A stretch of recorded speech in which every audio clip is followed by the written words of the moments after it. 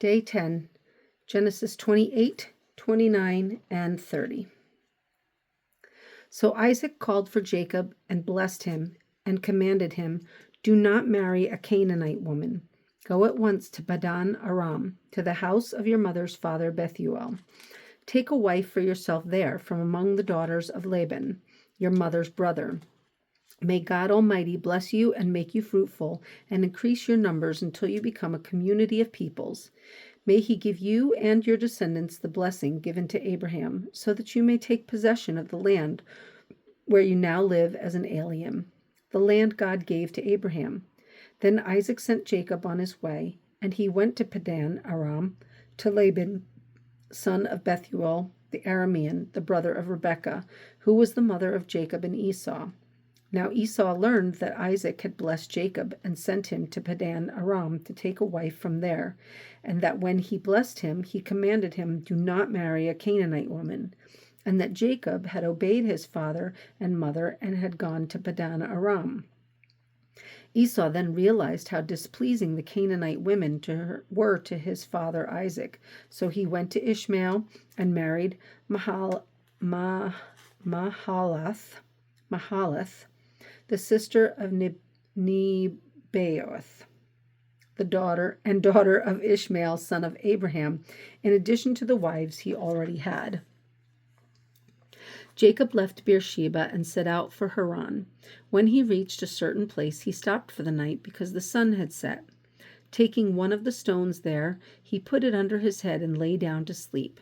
He had a dream in which he saw a stairway resting on the earth, with its top reaching to heaven, and the angels of God were ascending and descending on it. There above it stood the Lord, and he said, "I am the Lord, the God of your father Abraham, and the God of Isaac. I will give you and your descendants the land on which you are lying. Your descendants will be like the dust of the earth, and you will spread out to the west and to the east, to the north and to the south.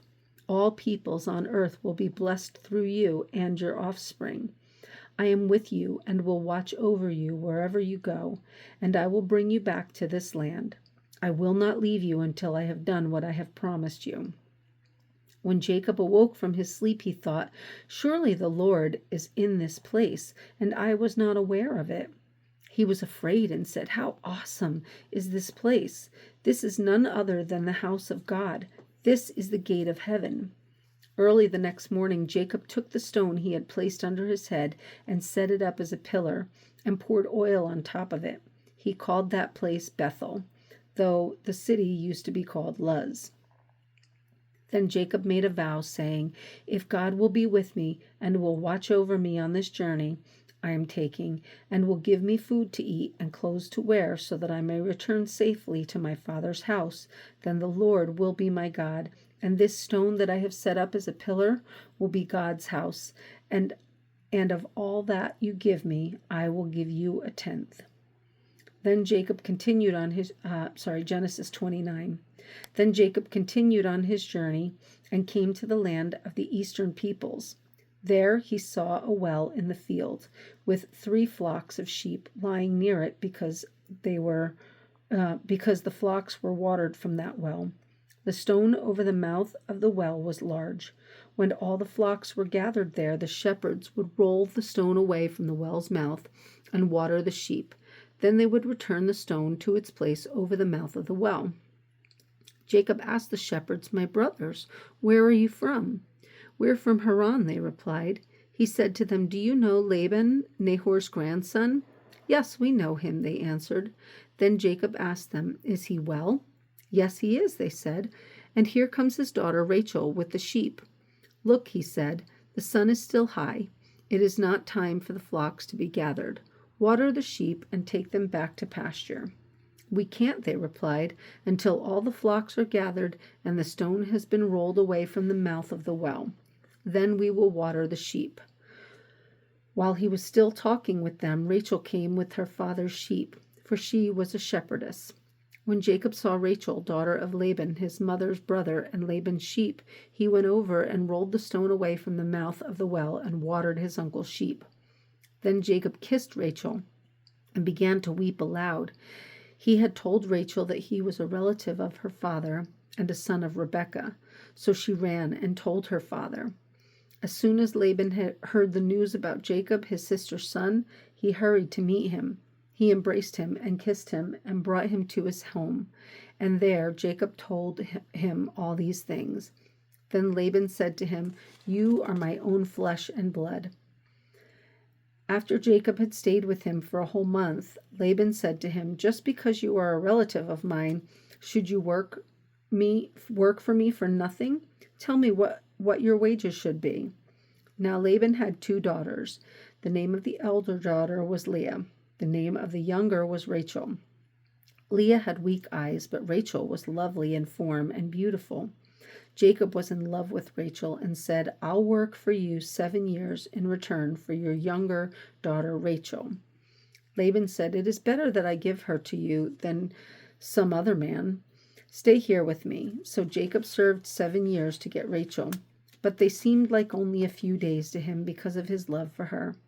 Then Jacob said to Laban, "Give me my wife. My time is completed and I want to lie with her." So Laban brought together all the people of the place and gave a feast. But when evening came, he took his daughter Leah and gave her to Jacob, and Jacob lay with her. And Laban gave his servant girl Zilpah to his daughter as her maidservant. When morning came, there was Leah. So Jacob said to Laban, "What is this you have done to me? I served you for Rachel, didn't I? Why have you deceived me?" Laban replied, "It is not our custom here to give the younger daughter in marriage before the older one. Finish this daughter's bridal week, then we will give you the younger one also, in return for another 7 years of work." And Jacob did so. He finished the week with Leah. Then Laban gave him his daughter Rachel to be his wife. Laban gave his servant girl Bilhah to his daughter Rachel as her maidservant. Jacob lay with Rachel also, and he loved Rachel more than Leah. And he worked for Laban another 7 years. When the Lord saw that Leah was not loved, he opened her womb, but Rachel was barren. Leah became pregnant and gave birth to a son. She named him Reuben, for she said, "It is because the Lord has seen my misery. Surely my husband will love me now." She conceived again, and when she gave birth to a son, she said, "Because the Lord heard that I am not loved, he gave me this one too." So she named him Simeon. Again she conceived, and when she gave birth to a son, she said, "Now, at last, my husband will become attached to me, because I have borne him 3 sons." So he was named Levi. She conceived again, and when she gave birth to a son, she said, "This time I will praise the Lord." So she named him Judah. Then she stopped having children. Genesis 30. When Rachel saw that she was not bearing Jacob any children, she became jealous of her sister. So she said to Jacob, "Give me children, or I'll die." Jacob became angry with her and said, "Am I in the place of God, who has kept you from having children?" Then she said, "Here is Bilhah, my maidservant. Sleep with her so that she can bear children for me, and that through her I too can build a family." So she gave him her servant Bilhah as his wife. Jacob slept with her, and she became pregnant and bore him a son. Then Rachel said, "God has vindicated me. He has listened to my plea and given me a son." Because of this, she named him Dan. Rachel's servant Bilhah conceived again and bore Jacob a second son. Then Rachel said, "I have had a great struggle with my sister, and I have won." So she named him Naphtali. When Leah saw that she had stopped having children, she took her maidservant Zilpah and gave her to Jacob as a wife. Leah's servant Zilpah bore Jacob a son. Then Leah said, "What good fortune!" So she named him Gad. Leah's servant Zilpah bore Jacob a second son. Then Leah said, "How happy I am! The women will call me happy." So she named him Asher. During wheat harvest, Reuben went out into the fields and found some mandrake plants, which he brought to his mother Leah. Rachel said to Leah, "Please give me some of your son's mandrakes." But she said to her, "Wasn't it enough that you took away my husband? Will you take my son's mandrakes too?" "Very well," Rachel said. "He can sleep with you tonight in return for your son's mandrakes." So when Jacob came in from the fields that evening, Leah went out to meet him. "You must sleep with me," she said. "I have hired you with my son's mandrakes." So he slept with her that night. God listened to Leah, and she became pregnant and bore Jacob a fifth son. Then Leah said, God has rewarded me for giving my maidservant to my husband. So she named him Issachar. Leah conceived again and bore Jacob a sixth son. Then Leah said, God has presented me with a precious gift. This time my husband will treat me with honor, because I have borne him 6 sons. So she named him Zebulun. Sometime later she gave birth to a daughter and named her Dinah. Then God remembered Rachel. He listened to her and opened her womb. She became pregnant and gave birth to a son and said, God has taken away my disgrace. She named him Joseph and said, May the Lord add to me another son. After Rachel gave birth to Joseph, Jacob said to Laban, Send me on my way so I can go back to my own homeland. Give me my wives and children for whom I have served you, and I will be on my way. You know how much work I've done for you. But Laban said to him, If I have found favor in your eyes, please stay. I have learned by divination that the Lord has blessed me because of you.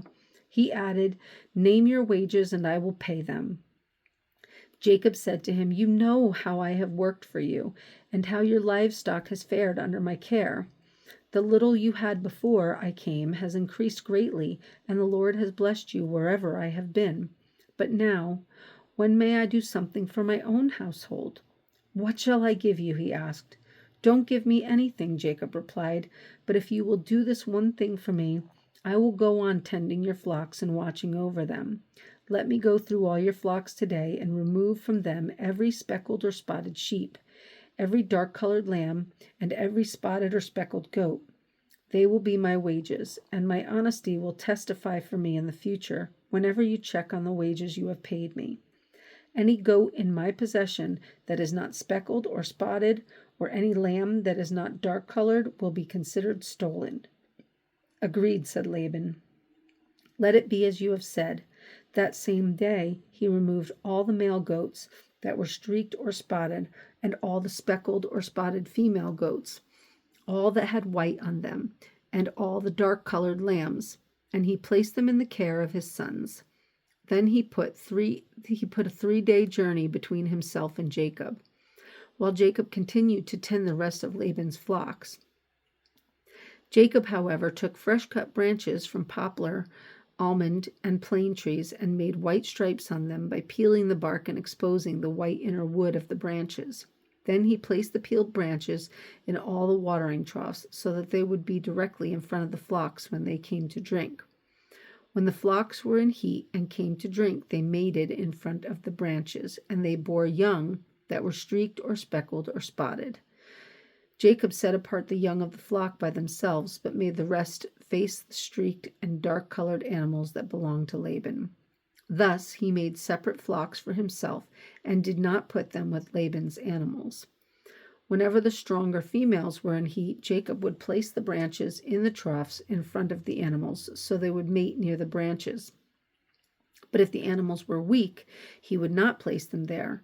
So the weak animals went to Laban, and the strong ones to Jacob. In this way, the man grew exceedingly prosperous and came to own large flocks and maidservants and menservants and camels and donkeys.